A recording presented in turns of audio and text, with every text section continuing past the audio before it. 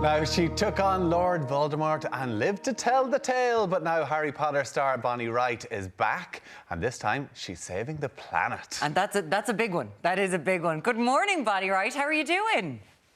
Hi, good morning. I'm very good, thank you. It is lovely to have you here, and we want to talk about your new book and what it is, because you really have taken a big change in your career. But of course, when you were just a child, you got swept up in one of the biggest cultural moments of, the last 100 years in film. So what was it like to be a part of everything Harry Potter? Yeah, it was amazing. It was kind of one of those experiences that really you realize the scale of them after we finished. Like, I think when we were in the world of it, it was just kind of happening. And then afterwards, on reflection, you realize just how significant an impact it made on my life, but also, everyone else across the world who watched it. So it's a family that will always be, a big part of my life. Like a huge part of your life. I mean, Ginny Weasley, what age were you when you were cast? And at that stage, was acting always the kind of the plan for the future? Well, I was 9 years old when I was cast in the part, so I don't think I had any plan for Okay, so how did that come about then?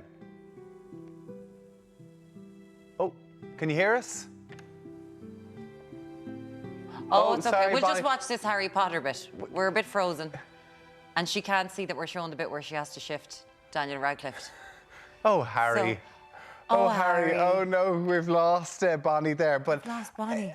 Can you believe it? Imagine we're going to being give it a cast in such a big show at the age of 9. I read an interview where it was her brother who he'd read the first 2 Harry Potter books, and he had seen that they were casting for people, and he said, "Sure, you're 9, go along." And the interview was like, and she didn't know yet what she wanted to do with her life. I was like, yeah, she was 9. How was she meant to know what she was going to do with her life? Who knew what they wanted to do with their life at that stage? But I think, Bonnie, you're back with us. Again, Bonnie. Sorry, I don't know how that happened. I think you did that on purpose, just so we didn't show you the clip of you having a kiss yourself and Daniel Radcliffe. But you mentioned you were 9 when you got cast. That must have been just incredible to get thrown into this whole new world. Yeah, it was. I knew nothing about the film industry, how cameras worked, how anything worked. So it was an amazing experience to just learn so much from, all the contemporaries around me. And also, the adult actors that we had on that film set were like the creme de la creme of the acting industry. So. That's the thing. Like, you weren't anyone if you weren't in Harry Potter and you were from the UK at some stage, lousy on the ones that weren't. Yeah. Like, I feel really bad for some people. I was like, you didn't make it. But then, Bonnie, your life really took a difference because you were so young, obviously, and you were doing this acting in some of the biggest movies. Did you not want to then go more and more and more into acting, or are you like, no, this isn't for me?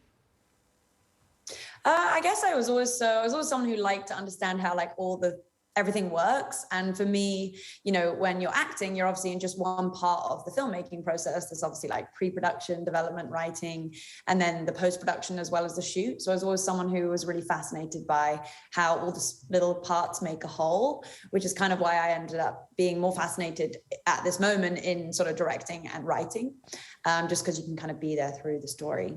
Oh, well, that's really interesting. But you went after Harry Potter into film school, of course, learning probably a lot more about acting. But then you've decided to become an activist. Is that something that you're throwing all your passion into, or is that alongside the directing and writing that you're kind of doing all of it together? Yeah, definitely alongside. Having, spent my time now writing my book, Go Gently, off the last 2 years, it's been pretty much only that. But now as I come out of that and the book is out, I begin, my brain's already kind of onto the next project and thinking about, the films that I want to make. So I think everything informs each other. They're all the same thing. They're all kind of storytelling. Advocacy work is basically about, seeing something that's out there that needs amplifying as a message and connecting it to more people so that there's more awareness around the issue, like the climate crisis.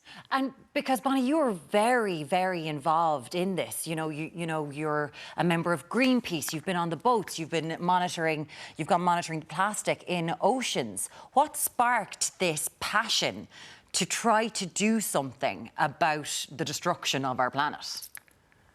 Yeah, I think like millions of people across the world, we're becoming increasingly aware and concerned about, our safety on this planet in terms of a livable one. And not only us, but, all living species. So I think it's just a natural concern of, many generations. And I think could see it's very challenging to come and change policy right away or make big brands and corporations make better decisions so we as citizen consumers can do the right thing for the climate crisis. So I saw this gap where like you can either wait for things to happen, which take a lot longer, or you can also start implementing changes and shifts in your habits in your day-to-day life so that you feel like you're doing your bit and you're doing the best you can to, leave the world a better place for younger generations. Yeah, no doubt about it, because I mentioned this yesterday that my daughter is 5 and they're already learning about recycling and climate change, which is a huge change, I think, from what I remember whenever I was that age. But you have this new book, Go Gently, and it is just about practical steps that people can do to try and make, the environment a better place. For you, what sort of practical steps really stood out for you that really people can take away with them? Yeah, sure. I mean, I think everyone has unique interests and access to what they want to do and just different lifestyles. So I really try and communicate in the book that it's best to find one thing that speaks to you. But like for me, the first sort of way in I saw was I was really worried about the amount of plastic pollution that was ending up in our seas and rivers. So I started looking at trying to lower my use of single-use plastics. And I started in the kitchen and cooking because I love to be in the kitchen. I love to cook. So someone else might have an issue and maybe intersect that with the space in the home that they love. So I kind of stressed that. So for me, things like that was, learning to store my food better so I'd get longer life out of it, shopping more locally and therefore seasonally, and then, trying to buy less packaged, pre-made stuff and making more things from sort of like whole ingredients. You do, in the book, you kind of break it down. Thank you for when it feels really overwhelming sometimes. It's really nice to have these very practical steps. And also, you have a very captive and an audience that do adore you. So is that kind of nice to go, okay, I can kind of influence people to do something good? Yeah, I mean, it's an amazing opportunity and privilege to have the platform I do, through Harry Potter and people being so in love with that. They've always been so supportive of all of us and what we've gone on to be interested in since. And it was really those encouraging moments that made me think that, there was an audience for the book when I was sharing little bits like I share in the book on social media before, and I was getting really good sort of communication and feedback, people giving it a go, wanting to learn more. So that was really the, driving force for me to think that there was an audience for the book.